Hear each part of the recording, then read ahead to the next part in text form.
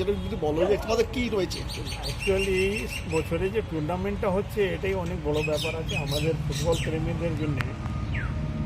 এত ছোট্ট করে টুর্নামেন্ট করতে পেরেছে এই আইএফএফ, তাকে তো ধন্যবাদ দিতেই হবে। কিন্তু ব্যাপারটা হচ্ছে যে তার মধ্যে এখন রমজান চলছে, কালকে আবার হোলি চলে আসবে, তার মধ্যে দর্শকদের জন্য তো একটু প্রবলেম আছে। সবাই মিলিয়ে এবারে কিছু করার ছিল না, এত শর্ট পিরিয়ডের মধ্যে টুর্নামেন্টটা হচ্ছিল, তার মধ্যে সবাইকে স্যাক্রিফাইস করতে হয়েছে, আমাদেরও করতে হচ্ছে। আমরা তো অল ওভার ইন্ডিয়ার মধ্যে 13টা টিম খেলছে, তার মধ্যে আমরাই একমাত্র টিম যে পুরো সুদেশী আছে, বিদেশি একটাও নেই। কারণ হচ্ছে যে গত বছর যা দেনা পাওনা ছিল, যা প্রবলেম হয়েছিল, সেটা নিয়ে আমরা অনেক চাপে ছিলাম। কিন্তু সরকারের তরফ থেকে কিছুটা আমরা অবদান পেয়েছি, সুবিধে পেয়েছি, অনেক রকম সাপোর্ট পেয়েছি, তার জন্য আমরা ফিফা ব্যান্ডটা তুলতে পেরেছি। কিন্তু পুরোপুরি এখনও আমরা শেষ করতে পারিনি। তো তার জন্য আমাদের বাজেটটা খুব লিমিটেড আছে, লিমিটেড বাজেটের মধ্যে আমরা আইএসএল খেলছি। এটা একটা জিনিস তো আমি বলতে পারি যে এআইএফএফ বা এফএসডিএল 14 বছর থেকে ওরা রেলিগেশন করেছিল না, ছিল না এর মধ্যে। হঠাৎ 3 মাসের টুর্নামেন্টের মধ্যে রেলিগেশন রেখেছে। সেটা আমার মনে হয় এটা এর উপরে বিচার করা উচিত এআইএফএফকে। কেননা আমাদের সময় পাওয়া যায়নি, আমাদের ফাইন্যান্সিয়ালি খুব প্রবলেমের মধ্যে আছি। তাও আমরা বললাম সরকারের আবার থ্যাঙ্কস বলবো, দিদির বেসিক্যালি বলতে হবে আমাকে, যে অনেক সাপোর্ট করেছে মনোজ পন্ডিংকে এই খারাপ সময়তে। তার মধ্যে আমরা কোনো রকম ওনাদের সাপোর্টের মধ্যে আইএসএল মাঠের মধ্যে টিম নামাতে পেরেছি। তো আশা করি এই বছরটা আমরা চালিয়ে নেব, যেরকমভাবে সাপোর্ট পাচ্ছি নরম গরম করে চালাতে হবে। কিন্তু এই রেলিগেশনটা হলে একটু আমাদের জন্য একটু অসুবিধে আছে, যেহেতু আমরা মাত্র 13টা ম্যাচ পাচ্ছি। তার মধ্যে আমাকে হোম ম্যাচ দিয়েছে এখন পর্যন্ত 5টা দিয়েছে, মিনিমাম আমাকে 7টা হোম ম্যাচ দেওয়া উচিত ছিল, যেহেতু আমাদের কাছে কোনো ফরেনার নেই।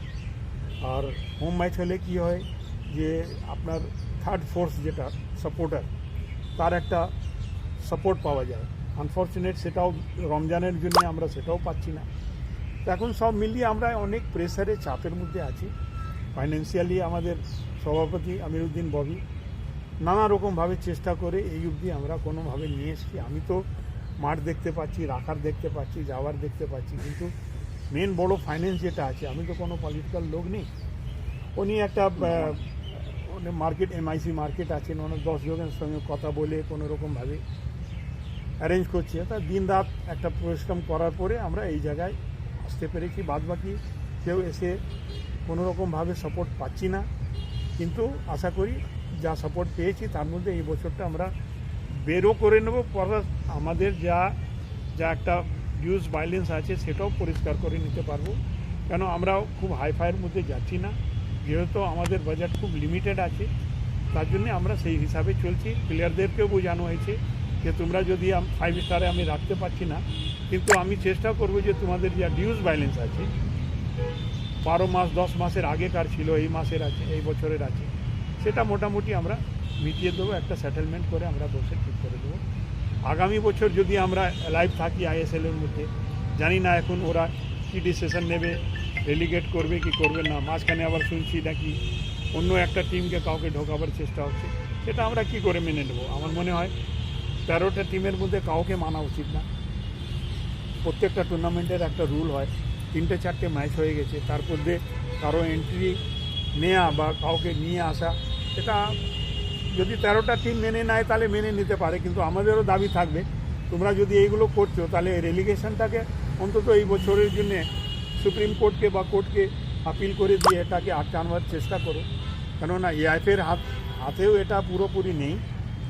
ওরাও বলছে যে কোর্টের আন্ডারে আছে, তো কোর্টকে তো এআইএফএফ বলবে, আমরা তো ডাইরেক্ট বলতে পারি না। আপনারা কি কোনো চিঠি দেবেন এআইএফএফকে? চিঠি দিয়েছি, 13টা ক্লাবই দিয়েছে যে রেলিগেশনটা আটকানো হোক। আর এআইএফএফ বলেছে যে আমরা প্রে করব ইন্ডিয়ান আপনার স্পোর্টসকে, যে ওরা প্রে করবে সুপ্রিম কোর্টকে।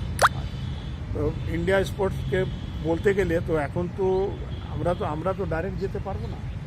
তো স্পোর্টস মিনিস্ট্রি অফ ইন্ডিয়া যে আছে ওখান থেকেই চিঠি যাবে, প্রে যাবে যে ভাই এই বছরটা এটা, কিন্তু এর উপরে কোনো সন্ধান নেওয়া হয়েছে কি হয়নি আমি জানি না। কামারদা রাহুল টরিরা যখন ছেড়ে চলে যান তখন দেনা ছিল প্রায় 16 কোটি টাকা। 18 কোটি টাকা। 18 কোটি টাকা। 18 কোটি। সেটা শোধ করে দিয়ে এখন অনেকটাই এখন অনেকটা নিজেদের কমে গেছে। নিয়ন্ত্রণে নিয়ে আসছে। আশা করি যেরকম ভাবে বললাম তো, প্রেসিডেন্ট যেরকম আমার আমিরুদ্দিন ববি যেরকম পরিশ্রম করছে বা যেরকম ভাবে আমাকে ব্যাক থেকে সাপোর্ট করে যাচ্ছে, আশা করি যে আমরা অনেকটা মিটিয়ে নিতে পারবো। আর আগামী যদি আমরা আইএসএলে থাকতে পারি, আমরাও তো স্বদেশি আছে বলে কিছু না, আমার ছেলেরা খুব ভালো খেলছে, না, নিশ্চয়ই স্পিরিটেড ফুটবল কোচ খেলছে। খুব ভালো করছে। আর এখন অনেক সময় আছে, দুটো তিনটে ম্যাচ পরপর অনেকগুলো টিম হেরেছে, আমরাও দুটো হেরেছি, অসুবিধা কিছু নেই। আমাদের দর্শককে নিরাশ হওয়ার কিছু নেই। আশা করি আমরা 2-3টে ম্যাচ যদি উইন করতে পারি বা ধরে নিতে পারবো। আমাদের কোচের যা কনফিডেন্স আছে, আমরা কাউকে না কাউকে ধরে নিলেই আমরা একটু ঠিক কমফোর্টেবল জোনে চলে যাবো। তোমার দা, এইটা কি মনে হচ্ছে যে মানে এই যে মাঠে রমজানের জন্যই শুধুমাত্র দর্শক আসছে না? হ্যাঁ, রমজানে আমি নিজেই যেতে পারছি না।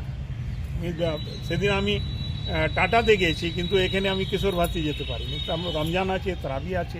শনিবার থাকবেন? আমাদের দর্শক চেষ্টা কর। না, সম্ভব না। কেন না, সে সময় তারাবিতে আমার দর্শক কী করে যাবে? আচ্ছা। তারা তো নামাজ রোজা তো করতে হবে। এটা পবিত্র মাস আমাদের জন্য। 11 মাসের পরে এক মাস আসে।